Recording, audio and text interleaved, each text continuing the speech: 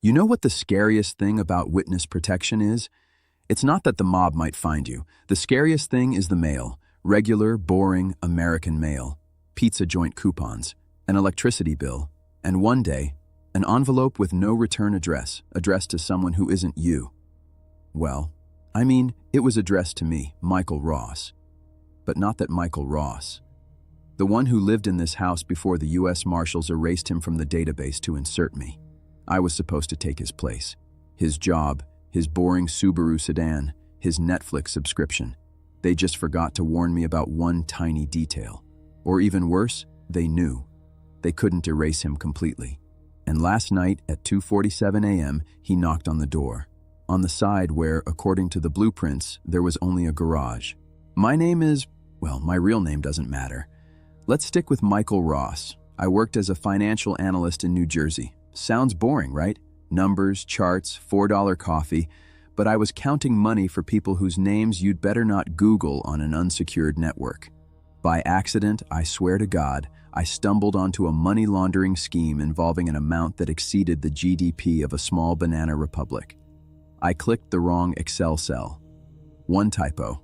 One damn typo. And next thing I know, I'm staring down the barrel of Federal Marshal Johnson's gun and signing a consent form to disappear. Classic story. They give you a bus ticket, some old clothes, and keys to a house in some backwater where even the pigeons look depressed.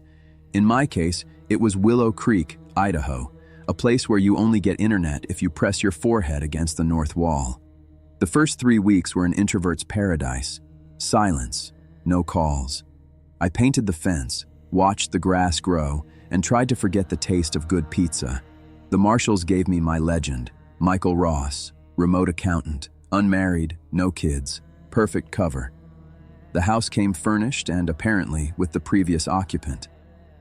The previous tenant moved to Arizona, likes the dry climate. Marshal Johnson grunted, tossing me the keys. I didn't think much of it back then. I should have. The first weird things I chalked up to drafts and old wiring. The kitchen radio would sometimes turn itself on to a station playing old country songs. Not an alarm, just click, and Johnny Cash is singing about Folsom Prison. The bathroom smelled like someone else's cologne, even though I hadn't even unpacked mine. A scent of sandalwood and old leather. But the mail, that was a message. There was a white envelope in the mailbox. On it, in very neat, almost schoolboy handwriting, it said, "To Michael, the real Michael." I thought it was a joke from the Marshals, a test.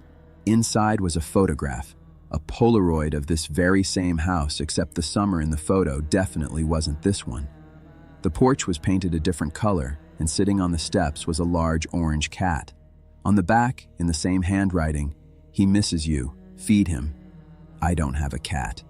The Michael Ross from the file doesn't have a cat. I tore the house apart. In the basement, behind the old boiler, I found a bowl with a name engraved on it, Barnaby, and a bag of cat food, 8 months expired. So there was a cat, the real Michael's cat, and someone knew I was here and knew I wasn't him. I called my handler, Marshal Johnson. No answer. I sent the code word by text, overcast.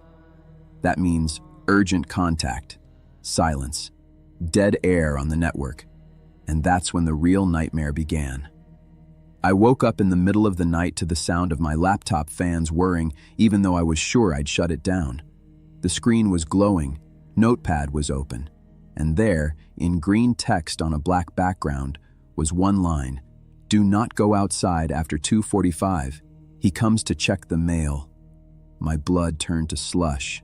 I yanked the power cord. The laptop kept running on battery. I slammed the lid shut. Silence.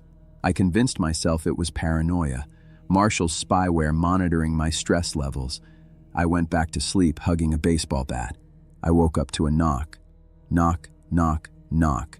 Not on the door, on the wall. The garage wall adjoining my bedroom. The sound of knuckles. I looked at the clock. 2:47.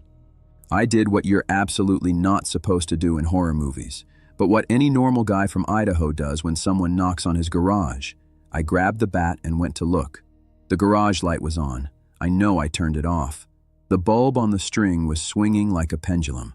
There was a man standing under it. He was wearing the same clothes I wore yesterday, a blue windbreaker and jeans, the same ones because it was the previous Michael's closet. But his face was like mine, but 10 years older, and in his eyes there wasn't malice, just a sadness as bottomless as Lake Tahoe. "You took my place," he said. His voice was dry, like old parchment. "I just want Barnaby back. Did you feed him?" I was glued to the concrete floor. "I don't know where the cat is. Who are you? You moved to Arizona." He smirked. You know the kind of laugh, a silent exhale. "Arizona. Nice place. Hot. Marshals like to lie. They don't relocate witnesses, they overwrite them. I saw what you saw a year ago." But I panicked. I started calling a lawyer, and they didn't come with a ticket to Arizona. He raised his left hand. On the back of it was a scar. The exact same scar I have on my right hand, a childhood burn mark, just mirror-imaged. "We're not clones if you're thinking sci-fi," he continued. "We're donors. We're shadows. The witness protection system broke a long time ago. The feds use multiple entry points, one legend, one life. If one Michael Ross goes crazy and breaks protocol, he's erased, and they move the next idiot from New Jersey who saw the wrong Excel cell into the house." "I don't care about your money," he said, taking a step forward. The smell of sandalwood hit my nose so hard I almost coughed. "I want my cat. Where is Barnaby?" "I haven't seen him," I yelled, gripping the bat. Just then, from the corner of the garage, from a pile of old rags that hadn't been there yesterday, came a sleepy, raspy sound. Meow! The orange cat from the photo crawled out of the rags, except he was not quite alive. No, he was moving, rubbing against the ghost's legs, but I could see the outline of an old oil canister through him. A ghost cat, or a cat bound to this place just like his owner. "There you are, buddy," he whispered, bending down. The cat jumped into his arms and started purring. The sound was like static on an old radio. I lowered the bat. "What now? Are you going to kill me and take the body back?" "No," he said, scratching the cat behind its spectral ear. "I came to warn you. You have a chance. Don't call Johnson. Don't break protocol. Pretend you like the country music in the morning and the smell of someone else's cologne. If you're good, they might forget about you for 10 years. If you start digging, there will be a third Michael Ross in this house." He just turned around and walked out through the closed garage door. With the cat, the light went out on its own. I woke up on the garage floor in the morning, cold concrete. My hands smelled like sandalwood. I checked the house. The message and notepad was gone. In the mailbox, there were fresh coupons for the local diner and an envelope, white, printed letters from Marshall Johnson. Inside were car keys and a note. "Good work, Ross. Keep it up. Next mail check in 1 week. Don't disappoint your predecessor."